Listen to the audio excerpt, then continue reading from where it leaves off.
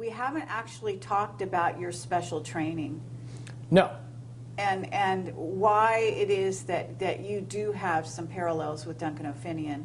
And so having talked about the sort of Defense Authorization Act, at least on a very surface way, and explained that that is your motivation, can we actually go down that road to where we talk about where you've been and some of the information you have? Because your I don't know if it's your clearance level that gave you that, the additional information about black projects and about certain aspects of, well, to name Area 51 specifically, possibly other places that you haven't told me about yet. Do you want to go, start down that road slightly? Sure. The level of secrecy and secret facilities and the capabilities of our nationally kept secrets would shatter most people's imagination of what is possible. Area 51, Los Alamos, Dulce, 100 other top secret bases where information is kept or hidden from the public in general, it would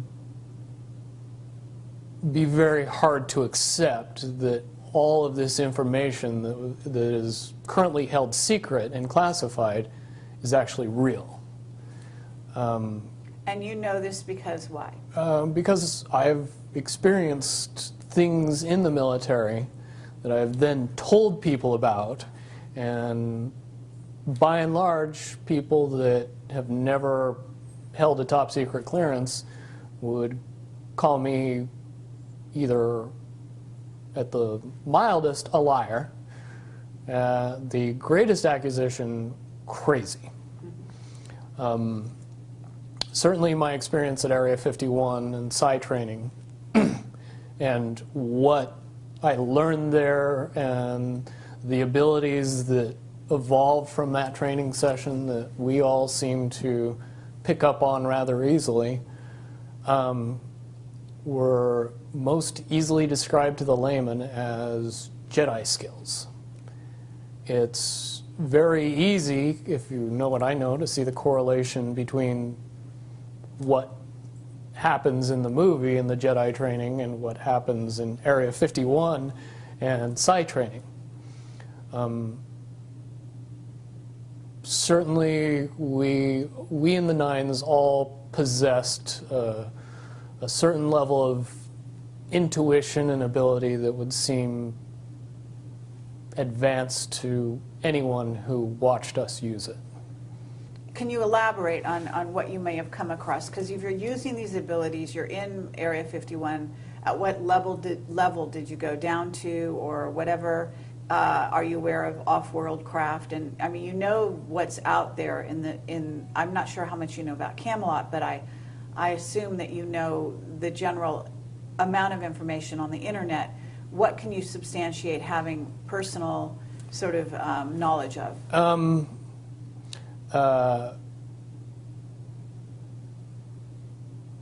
Extra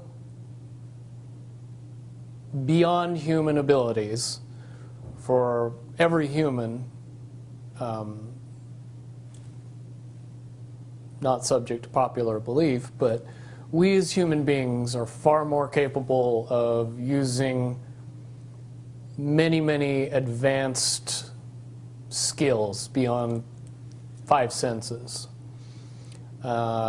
With a little bit of training and the knowledge that it was actually possible, most people could accurately predict the possibilities of the future, to know when other people were thinking about them, pick up on what is easy to describe as reading people, where you don't really need to use your 5 senses to be able to know what somebody else is thinking or feeling. A lot of that has to do simply with the belief that, and the understanding that it's possible. That opens up a lot of doors. Finian talks about having been enhanced physically. Do you feel that you were enhanced physically? No. When I hear Duncan's story, the things that he experienced are very similar to what I experienced, based on the fact that you were never told that the actual belief in what you were doing was giving you the ability. You were giving something, a caveat, a carrot, an enhancement. They could jam a small piece of metal in your arm, and that's enough to get you believing that you have these abilities, and they turn on. But one really doesn't have anything to do with the other, per se. I have had a device implanted in me, and I later was of the understanding that that device did not do what I was told it was doing. It was not to provide enhancement, it was to provide monitoring. Mm-hmm. And but you're basically saying that it's the mental abilities that you, it's like placebo in a sense. As long as you believe it, it's the placebo it then effect, gives yes. gives you that ability to do superhuman type things. Right. And that's very important because if you teach people these things, you want to be able to turn those things off if you want to. You want to take those abilities away from people if you don't want them to have them anymore. So if you tell them the true nature of the abilities, then you can't take belief away anymore. You have to pull the piece of metal out of the arm that says you don't have the enhancement anymore. Well, it's the Tin Man. Yes. And, being told that he doesn't have a heart, he needs to have a heart installed, when in fact he had a heart all along. Exactly. Or maybe that's the lion, I forget who, but several. Lion was courage, yeah. Yeah, several of the beings in that story. Okay, well that's very valuable. So you basically were given that kind of thing, and I would say that. And let me interject. The 6 months where I was undergoing all the psychological treatment, I did go through a period of time where I believed all of my abilities to be gone or taken away. In 2008, with some help, I was able to transcend the barrier that kept me from using those talents. And now I've been able to refine and enhance those abilities far beyond the levels that I had in the military, which comes in handy when cops chase your cell phone GPS. Okay, absolutely. All right, so, but to get back to Area 51, and I understand that at this point you would be violating a security oath to talk about it, right? Let me put it in terms that it's easier for me to say and not have to go into the details of how I know, but just that I know. I'll present it to everybody very simply. What could be so important at Area 51 that would require the level of secrecy that is in existence around that facility?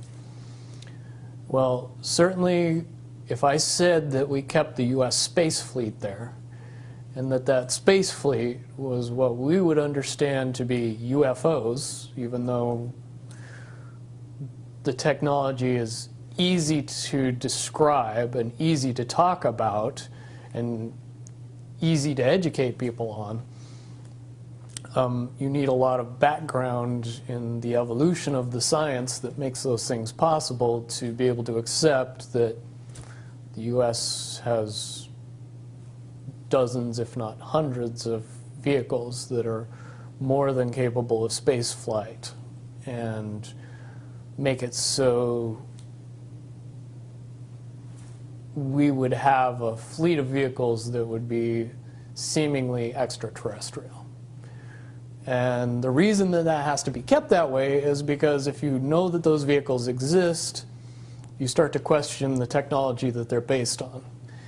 And when you start to do that, then you start to question why we're still using petroleum products and solid rocket boosters and everything else, and things get quickly out of hand after that.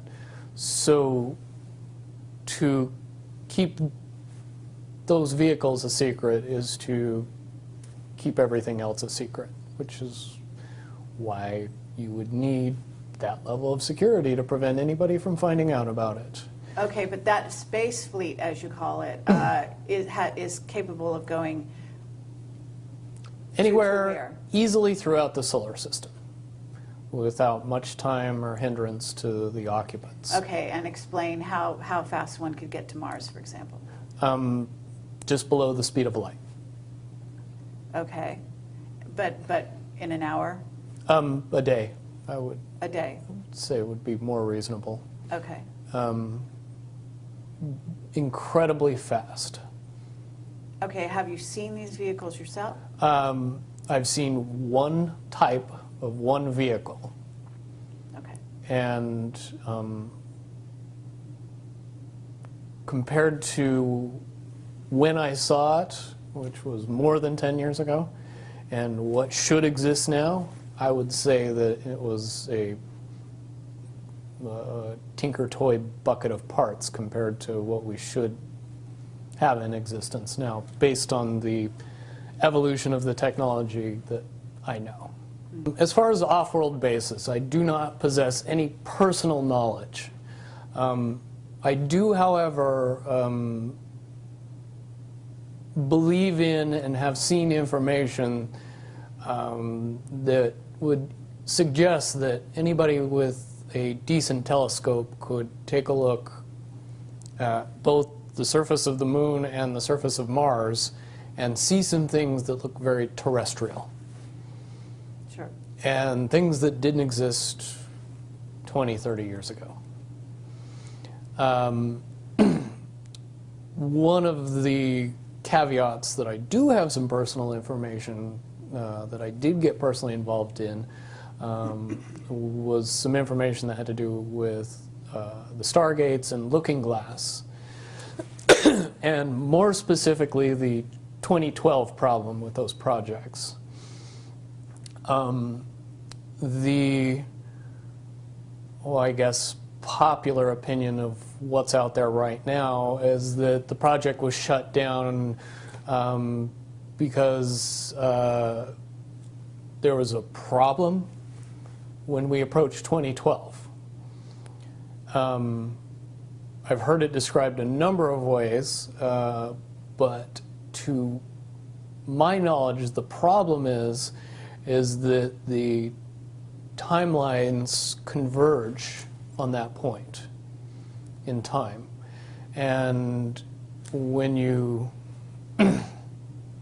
know enough about the Stargate projects and the Looking Glass project to know that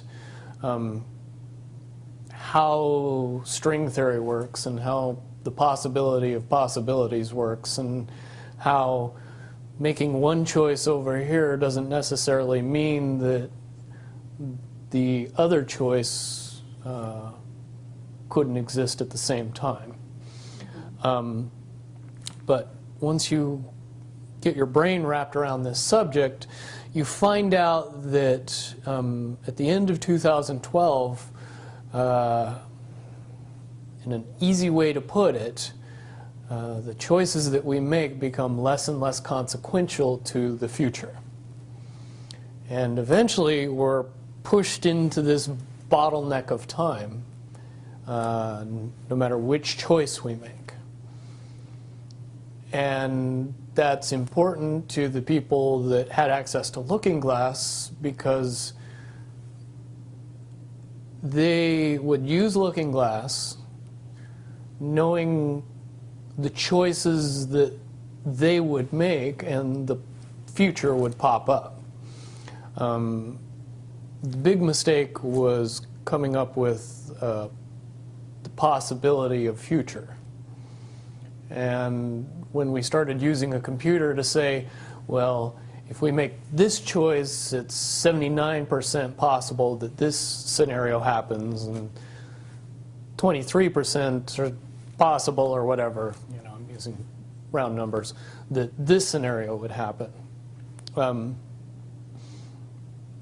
The understanding at the time was that was realistic. However, if you go down the road further and free will continues to exercise itself on this game, that 79% possibility sometimes changes very, very fast. But if you look at the situation in a point of time, it seems very realistic that that's the greatest possibility. What happened was people, very smart people, began to figure out that something big was coming up. Something that made it so all the possibilities of all the future scenarios of any choice, any possibility that was fed in and observed through the looking glass inherently ended up in the same future. And no decision and no possibility changed past a certain point. That's the big secret. Okay, so is that certainly 2012 in your understanding? It well coincides with December 21st, 2012. So at that point, all possibilities lead to the same Timelines. Rubicon. All possible timelines lead to the same basic set of history in the future. And what is that history to you? Did you know that, or did you find that out? That is the big question. That is the big secret. That is what sends everybody that has all of the information, that knows everything, into a blind panic. The people that know everything about Looking Glass, that have gotten all the reports and all the information, the elites of the world, probably figured out that that was the end of the game, and nothing could be manipulated beyond that point. So do you think that's held true? In other words, well, I have about 60 questions, but do you think that's true, or holding true, that nothing could be manipulated, that they haven't found a way to manipulate, that that's still the case? I mean, this is knowledge that you would have gained back when? Back when I was in the military, it would have been before '97 when I got in trouble. And it was things that one of my particular areas that I was amazingly intuitive about is problem solving / mission planning, or more specifically, taking a bad mission and fixing it, getting everybody through and out of it. Troubleshooting an optimum future. Exactly. Certainly knowing how string theory and possible futures works makes it so you can work your mind very quickly to see the reality of what's happening and decide what decisions need to be made to change it for a particular outcome. Okay, but at a certain point you said that even the powers that be, so to speak, realized that having even abilities such as yourself, you're talking about, which they, in theory, had even using a computer or looking glass. Right, they had to use a computer to do it. Right, so in essence, but at a certain point, it's still an end game. It's still, they cannot go beyond a certain point. At a certain point, after they're done hearing the computer tell them, this is what's going to happen, over and over and over and over again, all they become focused on is, how do we fix it? Why? What is this that's going to happen? The you know that? inevitable contraction of the timelines. But what does that mean for this reality? Do you know that? I don't know that. What I do know is that I was called in and asked to solve this problem, this timeline contraction problem. And I eventually did my due diligence and did all the investigating and basically only had one piece of information, and that was reinforcement. The computer's right. The timelines will contract down to some inevitable thing that you guys won't tell me about, so I can't help you. But it's, what you're basically, you came back with was, it is inevitable, whatever it is. There is an inevitable event. It's been forecast, it's been predicted, it's been fed to us in a slop trough of what they want us to believe will happen. But they don't actually However, know. they don't actually have control over what happens. They only have control over the reaction, and it seems that no matter what they tried to do to cause their desired reaction, it's going to have an opposite effect. Interesting. Now, it's much, much easier for me to explain today what that process is as opposed to back then. But if I had to give it a name, I would say it's the awakening process. It's an evolution of consciousness that cannot, will not, and no matter what decisions or possibilities are injected into the equation, eventually it all resolves down to us all learning the truth and becoming aware of this massive dam of lies that has been built that keep us from knowing massive volume of information that we should otherwise possess. Okay, well that's very, very monumental to be told that from a person in your perspective, who's had your background and your exposure. Is it your understanding that the notion that looking glass has been, you know, that there are various looking glasses around the globe supposedly, that according to Dan Burish were shut down. Is it your understanding they're actually not shut down? I believe that they're shut down because they are all saying the same thing, and they're So it's like they're maybe completely they're useless at this redundant, point. is what you're saying. Right. It's like the Wicked Witch, you know, looking into the, you know, magic mirror and always getting the same answer. Well, if you were always getting the exact opposite of the answer that you wanted, you'd stop talking to the mirror. And that's essentially what happened with Looking Glass, is no longer, not only did they not want people to use it anymore because they knew it was just going to burp out the same thing, but at the same time they didn't want anybody else to know what it was saying, I'm sure. Because That they would lose control. Because in that essence. information was of a monumental concern when I was in the military about how to prevent this inevitability. Now, at first I thought it was end of the world. Now I see end of the world as end of their world. Well said.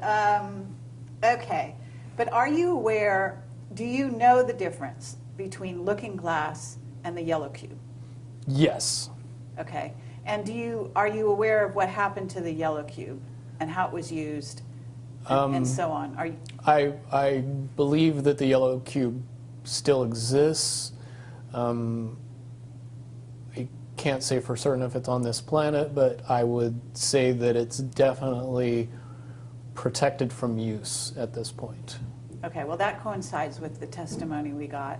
Can you also verify that leaders of... But let me say one thing about the yellow book and its differences with Looking Glass.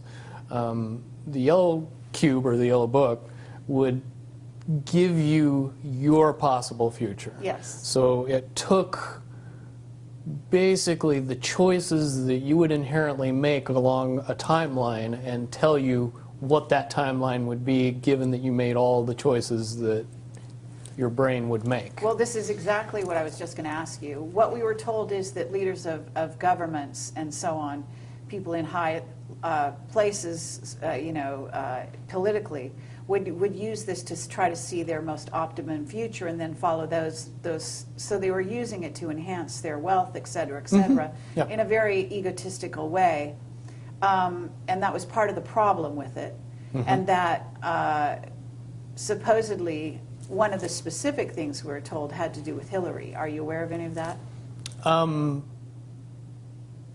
You mean the 2012 prediction for her? Well, will you tell me what you know?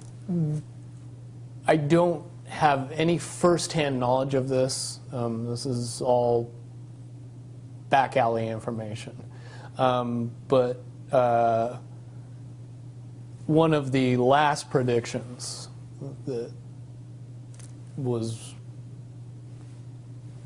put out by the Yellow Cube was that, for all intents and purposes, and this is just my level of understanding, is that Hillary Clinton would be president in 2012. And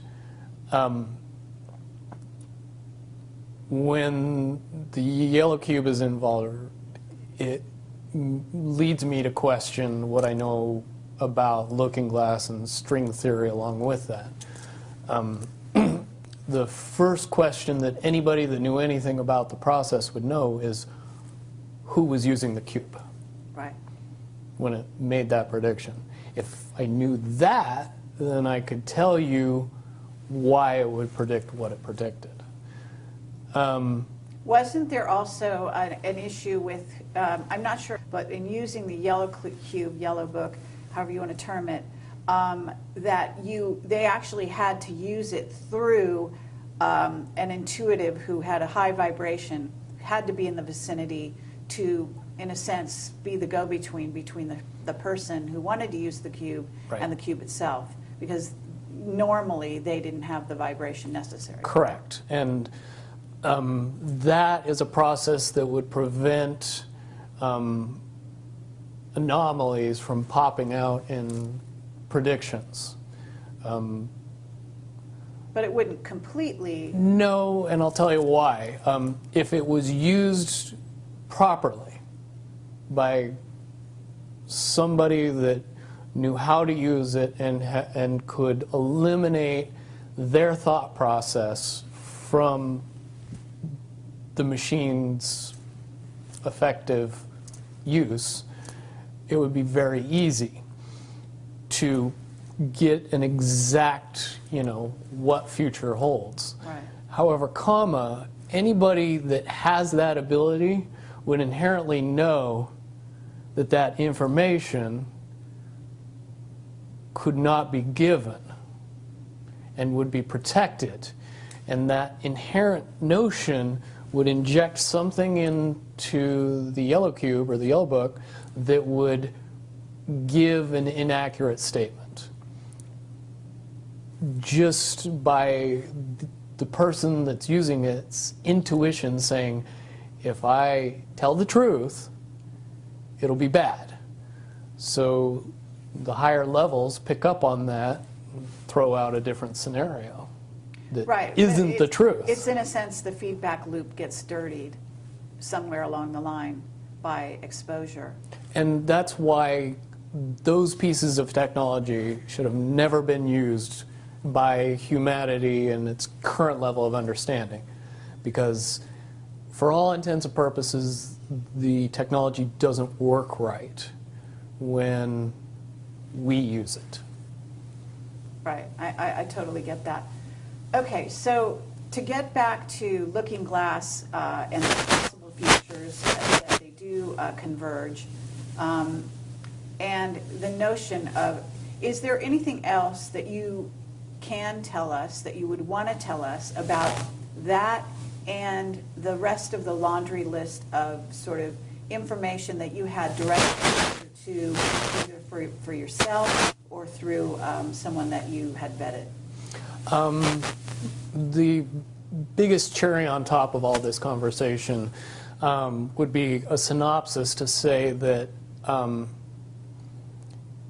if if I could convince everybody out there that for all intents and purposes, what we believe to be true eventually becomes true. If somebody convinces us that a major disaster is going to happen in the very near future, a major disaster happens in the very near future. If we don't buy into that fear and accept that there is really nothing that we know is going to happen, and accept of whatever happens, that makes the convergence of the timelines happen as naturally as possible. Any attempts to try to go away from this one inevitable conclusion, which I again see as a new beginning, an end of this reality, the beginning of something that we can't even possibly understand based on the level of our beliefs currently. But when all that information comes flooding out, there's going to be no denying what's true and what's a lie or what's illusion. We won't have the choice to believe that 9/11 happened because of a bunch of terrorists, because we'll know exactly what's happened. Basically what we're experiencing right now is two master chess players sitting at the board. And one of them looks down at the board and sees that he's in checkmate in 7 moves. And he looks across at his opponent and he knows that his opponent sees it too. So there's no getting out of it. So at this point, the loser can only prolong the game. The game, both players know the game is over. It's only a matter of time before he does this, and then you're forced to do this, and then he's forced to do this, and eventually checkmate.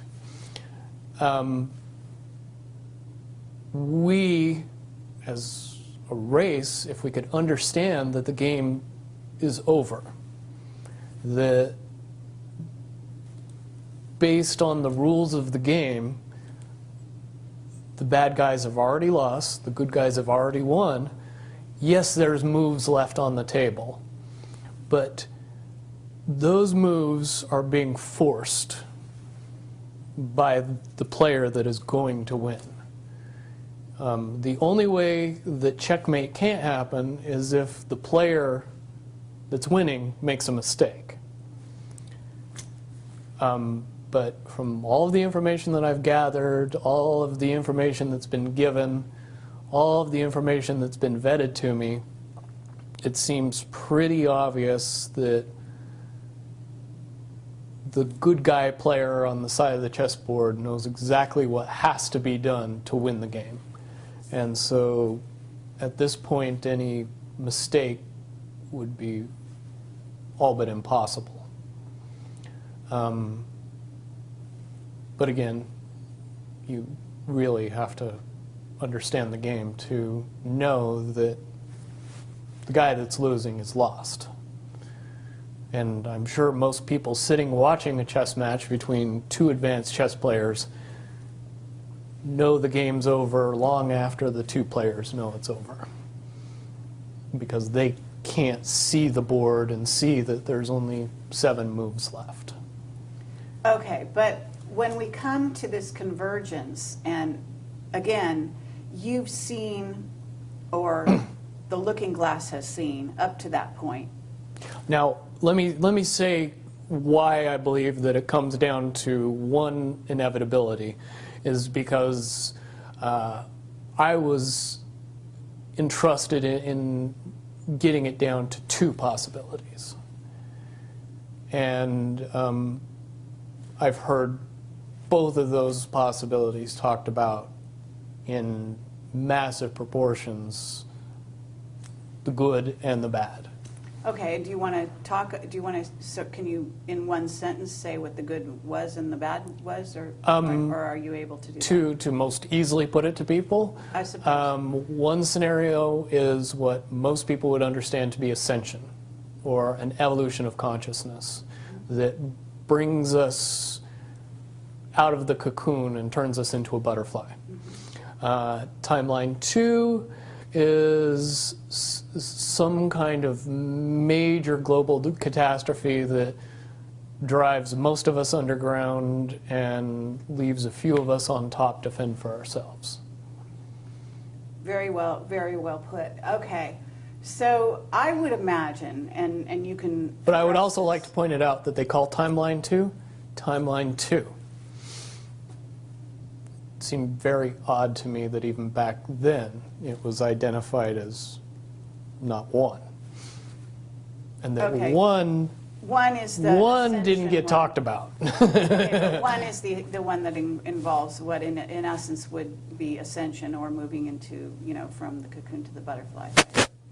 Okay, but I believe, based on what you're telling me, that they would have used a lot of people like you that had a proclivity for being able to see the future, to be what is a sort of an advanced psychic remote viewer, whatever you want to call that, and looking glass, to posit these potential futures, to go up to that point and to view it, and that you're just one of many.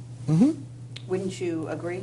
I would agree. And back in 1991, when I began my little adventure in the military, I would say that it was pretty obvious that there wasn't very many of us. However, you go 20 years into the future and you find out that it's coming to the point where there's a lot of people that have that ability, that are inherently realizing that ability, and are able, through some unknown extraordinary means, to develop that ability inside themselves without any outside help or assistance. And it's quite obvious that as far as advanced intellectual abilities, as far as simple intelligence levels, and cognitive skills of the human race has increased exponentially in the past 20 years. And people that were 10 years old in 1991 are now 30 years old and fully awake and conscious of this burning inside that says, I am a lot more than what I see in the mirror. Absolutely. Okay. I do have a question in regard to what the military-industrial complex has been working on. Because with the knowledge that you say they have, assuming that they have this level of knowledge that you're talking about, right? In other words, of the timelines converging and the fact that there was going to be something. And I don't know if you saw the movie or the TV show Fast Forward. I mean, but there's been so many possible, scenarios in that regard. But one of the things that goes on is they are very busy building underground bases, supposedly underground cities. And so they seem to be hedging their bets for the negative timeline and putting their emphasis there. And would you say that that is because why would somebody want something negative to come true? Well, of course, the Illuminati have a program that they're working on in that regard. But basically, the sort of well-meaning military that just goes after contingencies, and is just working towards a future that they want to prevent or deal with when it comes. Can you explain why they have been hedging their bets to such a degree on the negative? It's very simple. They're insane. And beyond insane, they have literally deluded themselves into believing that they can somehow manage to get away with what they're trying to get away with. There is a distinct lack of reality in that thinking.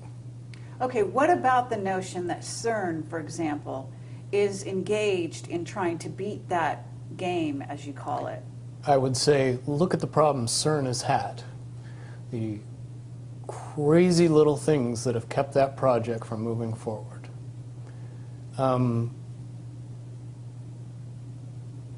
Certainly they have never even come close to getting that project to the level that they want it to be to do what they really want to do with it. Okay, well, what about the notion that, that's the party line, that they haven't been able to do so? But if you really think about it, that's what they would prefer people believe, so that they don't think that there's a threat. But when you listen to the interviews of the scientists that are working on the project, even they say that it seems like somebody or something from the future won't let them get that project done. And the craziest little things have caused massive damage to that project. And when you get the foremost thinker in string theory saying, yeah, I don't think we're going to do it because I don't think fate wants us to do it, that says something about a scientist. Okay, so, well, thank you very much. I think that at this point we're going to have to close this down unless there's any other things that you think that we haven't covered or that we could possibly touch on that you want out there.